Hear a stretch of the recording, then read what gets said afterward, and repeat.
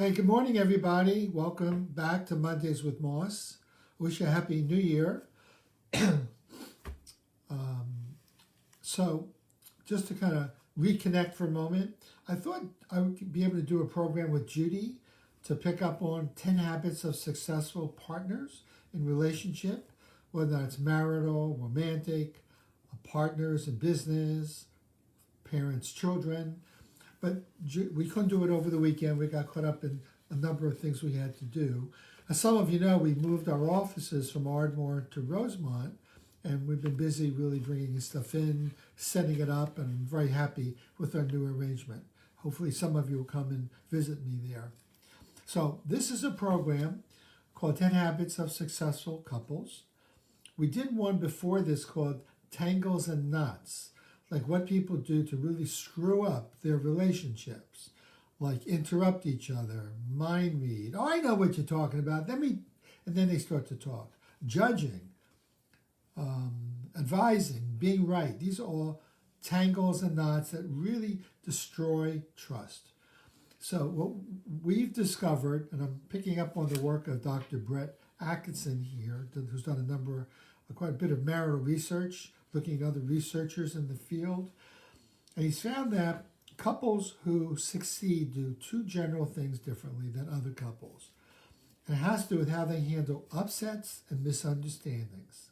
And number two, how they handle the emotional bank account, which is adding value to the relationship through caring behaviors, through love language, which I'll talk to you more about with Judy another time. So, given that couples who succeed handle misunderstandings differently, and they constantly are feeding the relationship, helping it grow and develop, there are 10 habits that seem to be very useful. We've talked about two so far. One is couples who succeed avoid judging. They're hard on the problem, not on each other. And number two, they know how to take a stand without putting the other person down. Hopefully at some point Judy and I will be able to demonstrate it. The third successful habit is finding the understandable part. That's my talk today, finding the understandable part. See, the usual habit of people when they have disagreements, besides judging and having a power struggle, is that we see ourselves, our position as reasonable, and the other person's position as unreasonable. And also there's a belief, if I give an inch, they'll take a mile.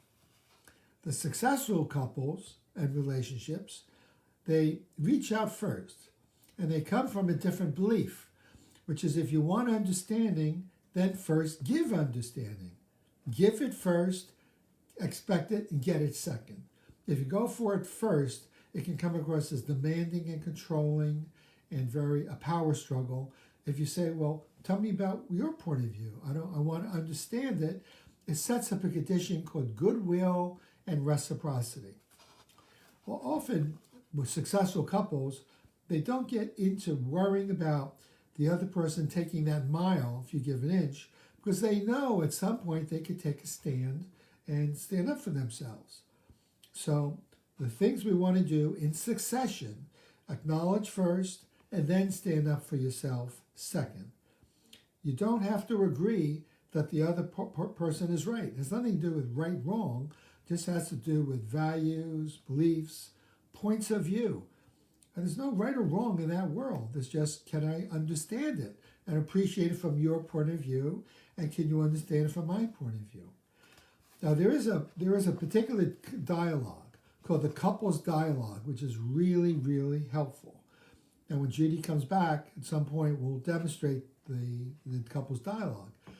And I've worked with a number of couples recently where the couples were not seeking to understand. They would get upset very quickly and go into default mode. For example, in one situation a few months ago, the guy in the relationship would be worried about getting yelled at, feeling hurt, so he would shut down, not communicate, and protect himself. He was an avoider. She, on the other hand, when he shut down, took it very personally and then went into a judgmental attack What's wrong with you? You never talk. You're always shutting down. You're always watching TV. You're always on the computer. So they both were judging, being hard on each other, not on the problem, and neither of them knew how to seek to understand first. The couple's dialogue, though, is a very, very powerful resource. It's just, help me understand. And you start with a soft approach, a soft startup. So, for example, I might say to my partner, hey, I'm noticing that you seem kind of quiet. Have I done anything, or you bothered by something? I'd like to understand it because I care about you. So I'm setting the stage called I care about you, inviting the person to talk. Now, if she starts to talk, I need now to understand first. Oh, okay, so what you're saying is, tell me more about that. What you're saying makes sense to me, I can see it from your point of view. The way you're looking at it, it does make sense to me. I can see why you have some feelings about my watching football for 4 hours or 5 hours. You feel neglected. I can get that. Not defending, not judging, not telling how well you will go out with your friends and you don't include me. All I'm doing is seeking to understand, to validate, and to appreciate our feelings. Some reasons why the partner can be more understanding is, or why they're not, is that they don't realize how important this might be for you. They just don't appreciate, or you don't appreciate, that what they're feeling is important to them, him or her, and may not be important to you. Your partner has a bad day. Just things are going well, that she's not a good listener. Your partner may not have all the facts. He may be holding certain information and jumping to a conclusion. He may be reading something into it, which isn't really true, making up a story. The issue may be more important to the partner than to you. And the partner could feel threatened in a way you just don't understand. Person could be upset by a prior situation, or the partner may have expectations differently than you. So all of this can set up a condition called, I don't understand, you're overreacting, let me straighten you out. Not good to go there. Bottom line is, understanding does not equal being right.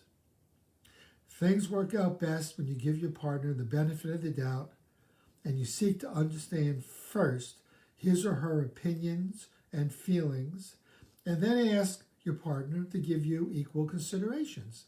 Hey, have I gotten everything you wanted to say? I think I understand. I think I can appreciate it from your point of view. Nothing else you want to say about that? Would you be willing to hear my point of view? Now you have a chance, through the law of reciprocity, to say what's on your mind, which might be very different than your partner's. And very key, don't skip over the first step, which is seek to understand first.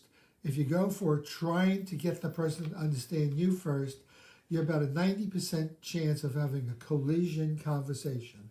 The person will feel like, why should I understand you? I'm caught up with all this upset, and you've shown no interest, and I'm not capable of hearing you and understanding you.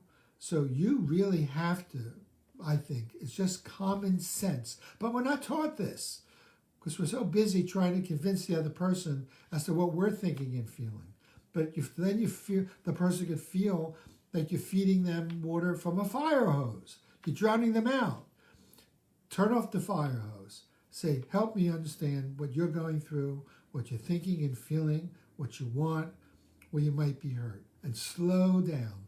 Tone down your voice. Look at the partner. Do not roll your eyes. Seek to understand first, and then ask for reciprocity. Hey, can I tell you my point of view? And can we talk about that? So that's called seek to understand the understandable part. Find the understandable part first. So we've done 3 habits. Don't judge. Take a stand without putting the person down. And seek to understand first. 3 powerful habits. Next week we'll do habit number 4. Hopefully Judy will be available. We'll be able to demonstrate. In the meantime, seek to understand, folks. Okay? See you next week.